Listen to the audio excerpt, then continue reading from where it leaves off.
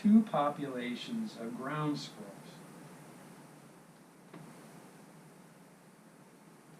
Okay, two populations of ground squirrels. And my expectation is that, at least initially, the two populations of ground squirrels are not genetically identical. In a sense, I've just carried out a founder effect, because the squirrels that happen to be caught on this side of the barrier versus this side of the barrier might be a little bit different genetically, and because they're a little bit different genetically, I now have a founder effect. The allele frequencies are different on both sides of that canyon. Right? So that's the founder effect. Okay. Now the populations separately are smaller than the overall population, which means that the power of genetic drift has increased because the populations have gotten smaller. And my expectation is that mutations are going to occur on DNA molecules in these two populations during DNA replication and also during meiosis. And these mutations are also an evolutionary force, and these mutations are different. So we're increasing the difference in these two populations genetically. If the environment is slightly different, my expectation is that natural selection will operate a little bit differently in these two populations, maybe pushing for some alleles at the expense of others, and frequencies of alleles might start to change in different ways in these two populations because of natural selection.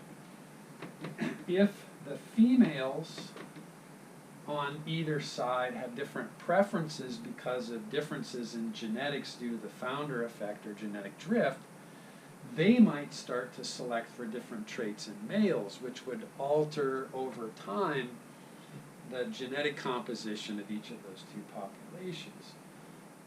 Okay, so we've got sexual selection, the sampling error, genetic drift stuff, mutations, and natural selection. Really, the only evolutionary force that's no longer acting is migration.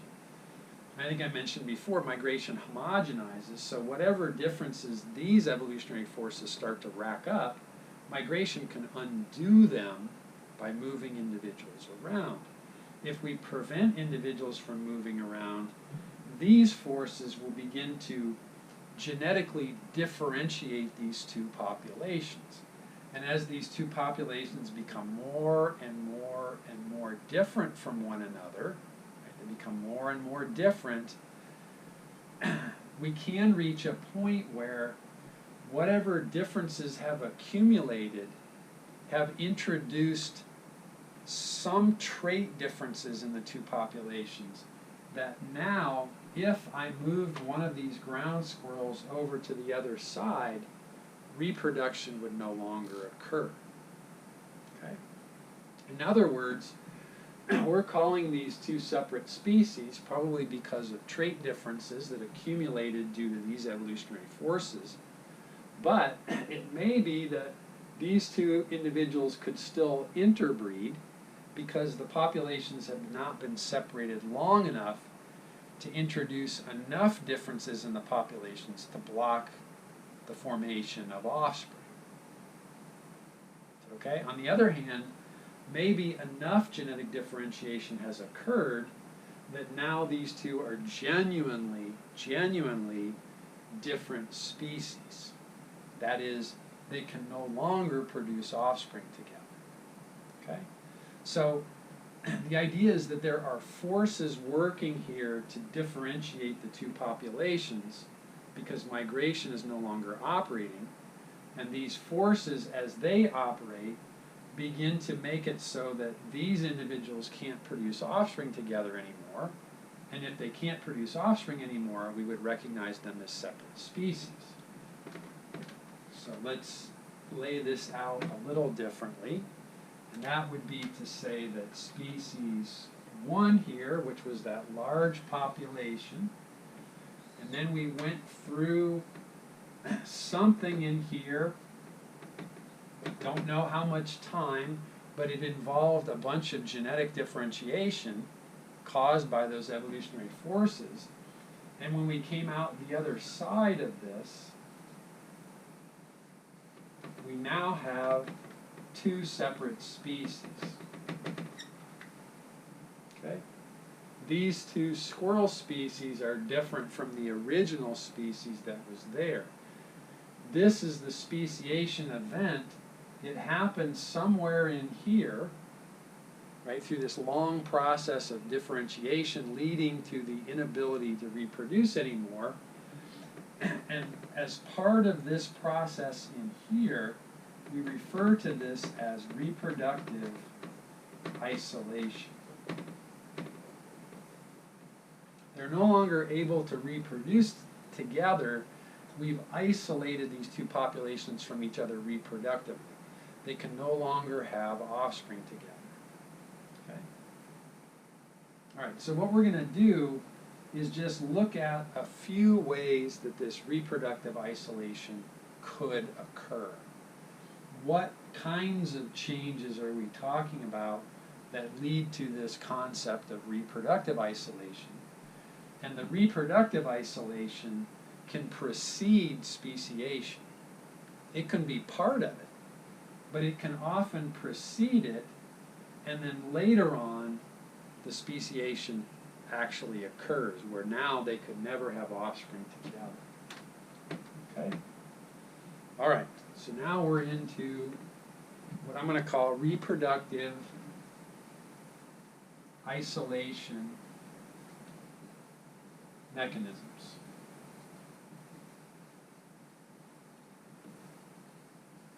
Reproductive isolation mechanisms. Let's take a look at how these are going to operate. So your textbook recognizes 8 different kinds of reproductive isolation mechanisms. And these 8 different kinds are grouped together based on when in the life cycle these reproductive isolation mechanisms kick in. So the first 3 kick in before mating. So I would call those pre-mating reproductive isolation mechanisms. The effect of these mechanisms is to prevent the two species from mating together. If they can't mate together, they can't produce offspring. Then we have 2 mechanisms, mechanical and gametic, that occur after mating but before fertilization. So the two species are mating together, but they don't produce offspring because fertilization does not occur.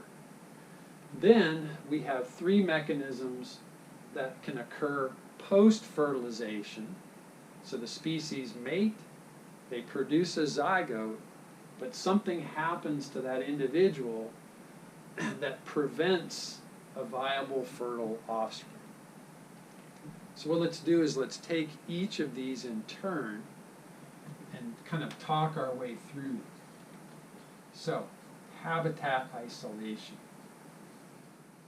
We've got that allopatric speciation occurring, separating individuals out in space, and those 2 ground squirrels, perfect example of habitat isolation.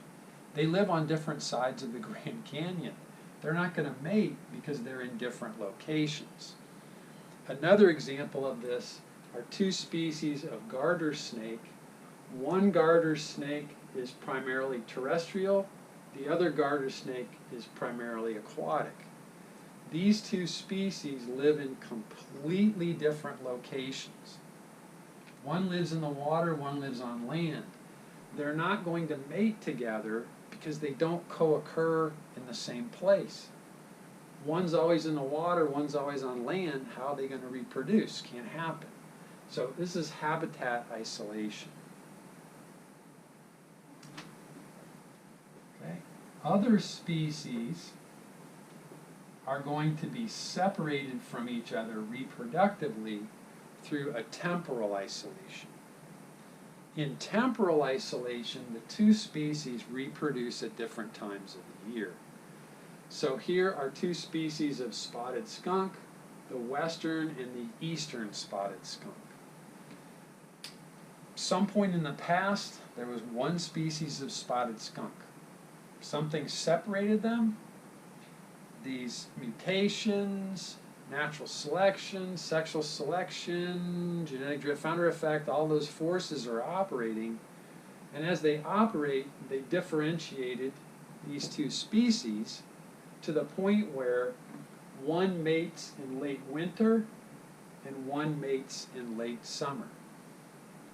They don't produce offspring together because genetic differentiation occurred enough to force them to reproduce at different times of the year. Okay? Reproducing at different times of the year, that's an isolation mechanism, right? We've isolated the population temporally. And like I said before, just because these reproductive isolation mechanisms are in place, different habitats reproduce at different times of the year, it doesn't mean that in the lab, right, if I took an aquatic garter snake and a terrestrial, when I put them together in the lab, they might have offspring together. In which case I'd have to rethink whether they're different species. But the habitat isolation is a reproductive isolation.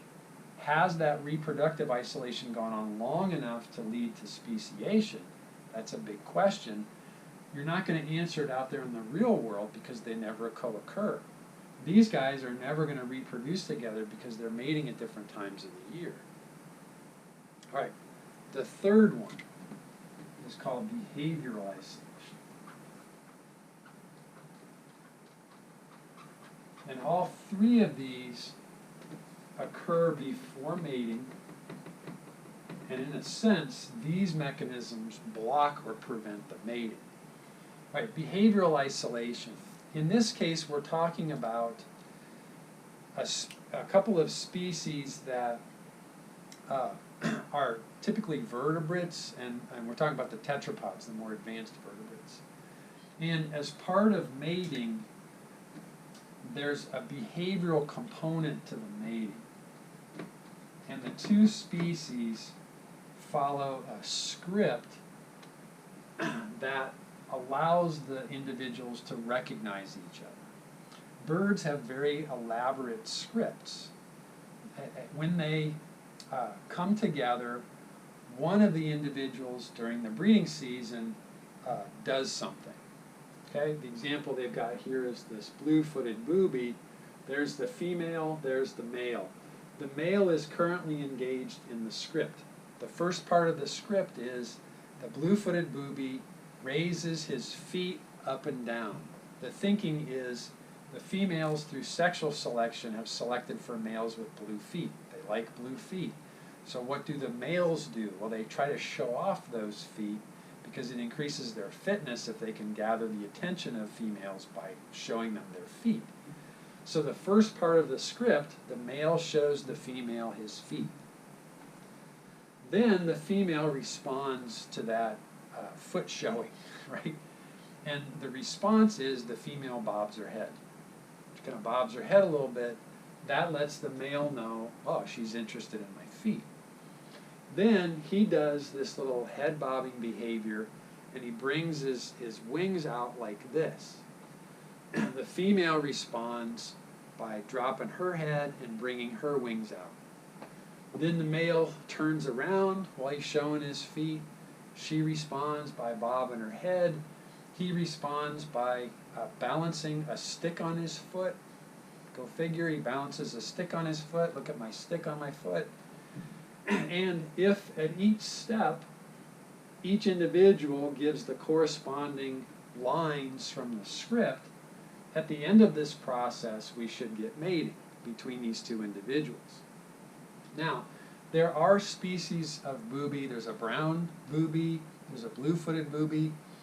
They have different scripts, which means if you brought those two closely related birds together, one would start doing his script, and the other female would be like, well, what are you doing? That's not part of the script, and she would walk away. Because the behavior that these individuals engage in is scripted behavior. They have to follow the script, otherwise the mating will never take place. That makes sense? In wolves, you also have a very elaborate script for mating. Dogs are closely related to wolves. Some people say they're different species, some people say they're the same species. If the behavioral isolation is in place, the dog and the wolf don't mate together.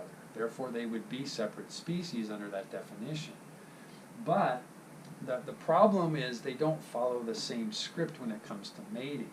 But if you raise the wolf and the dog together from pups, they somehow learn each other's script, which means if they've been raised together since pups, when they become adults, they will reproduce, in which sense they would be members of the same species under that definition.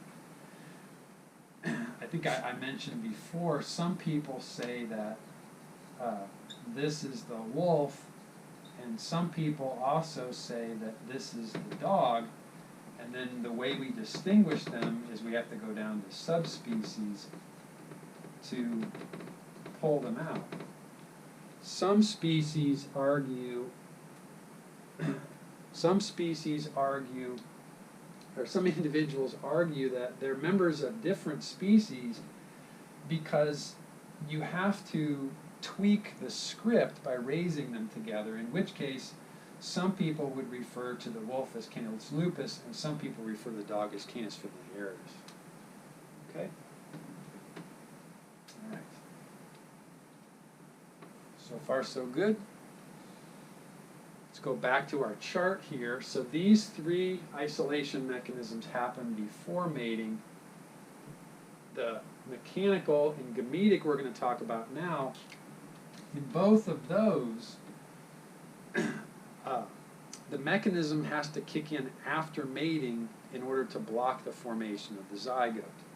So the first one here is mechanical.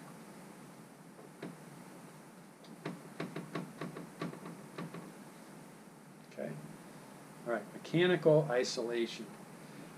The example they use here are two species of monkey flower, that's Mimulus. So if you remember your flower anatomy, the male and the female part's the carpel, the male part are these two stamens. The insect arrives at the flower, and as the insect moves down through here, rubs some pollen off